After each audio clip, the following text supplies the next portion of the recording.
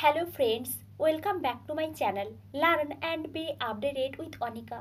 বন্ধুরা আজকে আমরা একটি সেন্ট্রাল ইউনিভার্সিটি থেকে পিএইচডি অ্যাডমিশনের নোটিফিকেশান দেখব। এই নোটিফিকেশানটি পাবলিশ হয়েছে ত্রিপুরা ইউনিভার্সিটি বা ত্রিপুরা বিশ্ববিদ্যালয় থেকে। কোন কোন ডিপার্টমেন্ট থেকে পিএইচডিতে অ্যাডমিশান নেওয়া হবে, ফর্ম ফিল আপ কবে থেকে শুরু হয়েছে, ফর্ম ফিল আপের লাস্ট ডেট কবে, অ্যাপ্লিকেশান ফি কত লাগছে, এছাড়াও এই সংক্রান্ত কিছু ইম্পর্ট্যান্ট ইনফরমেশান আমরা এই ভিডিও থেকে জানবো।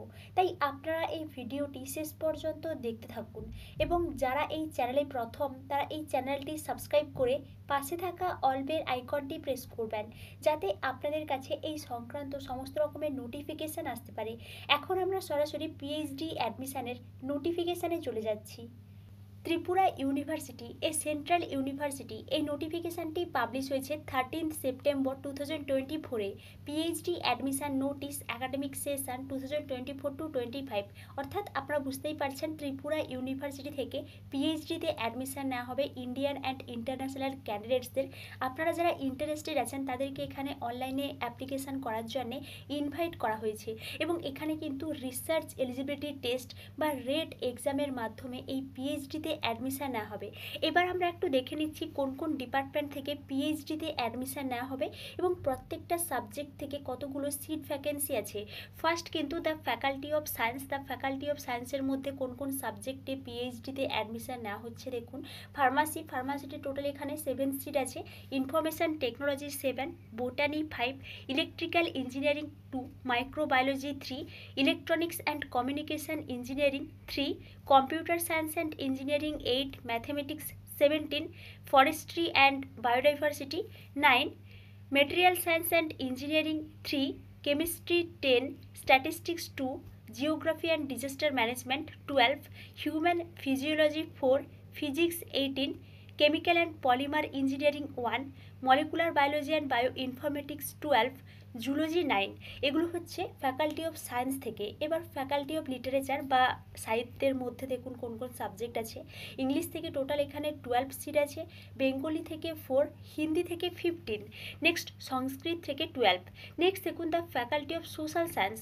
সোশ্যাল সায়েন্সের আন্ডারে ইকোনমিক্স আছে। ইকোনমিক্স থেকে টোটাল এখানে 9 সিট আছে, হিস্ট্রি থেকে 10, পলিটিক্যাল সায়েন্স থেকে 7, ফিলোসফি থেকে 3, সাইকোলজি থেকে 8, rural studies 3, education 2, centre for study of social exclusion and inclusive policy এখান থেকে 2 সিট আছে, লিবারেল আর্টস থেকে 8 সিট আছে, archaeology and ancient Indian culture এখান থেকে টোটাল 6 সিট আছে।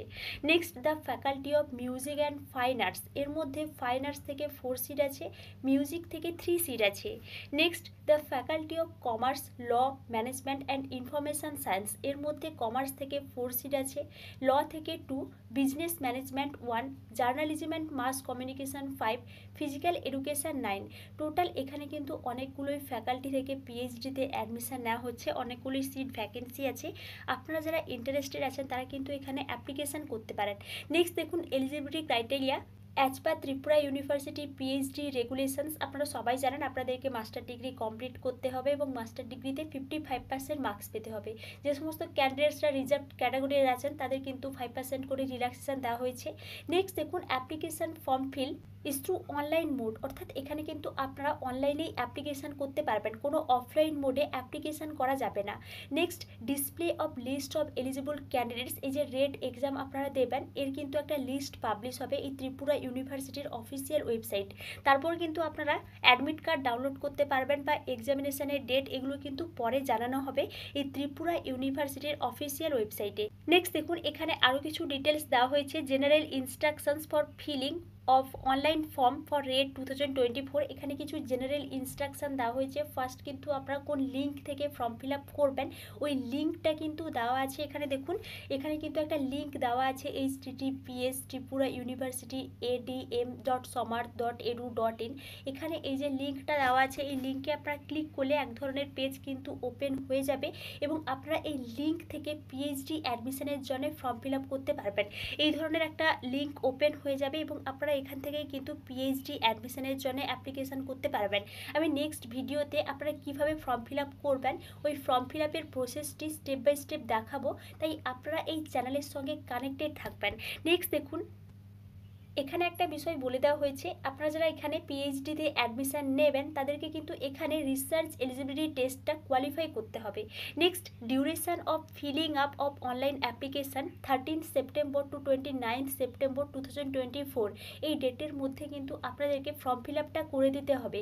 এখানে ফর্ম ফিল আপের লাস্ট ডেট 29 সেপ্টেম্বর 2024। নেক্সট দেখুন আপনারা কীভাবে অ্যাপ্লিকেশান করবেন, ওই অ্যাপ্লিকেশানের বিষয়ে কিছু ডিটেলস দেওয়া আছে।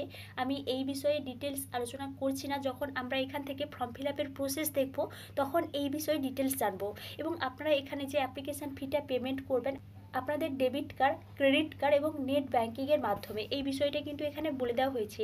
নেক্সট, এখানে অ্যাপ্লিকেশান ফি হিসেবে বলা হয়েছে যে সমস্ত ক্যান্ডিডেটসরা ইউআর, ইডাব্লিউএস এবং ওবিসি আছেন তাদের কিন্তু 800 টাকা করে লাগছে, এবং এসসি, এসটি, পিডাব্লিউডি এদের জন্য কিন্তু 600 টাকা করে লাগছে, যেটা আপনারা অনলাইনে পেমেন্ট করতে পারবেন আপনাদের ডেবিট কার্ড, ক্রেডিট কার্ড বা নেট ব্যাঙ্কিংয়ের মাধ্যমে।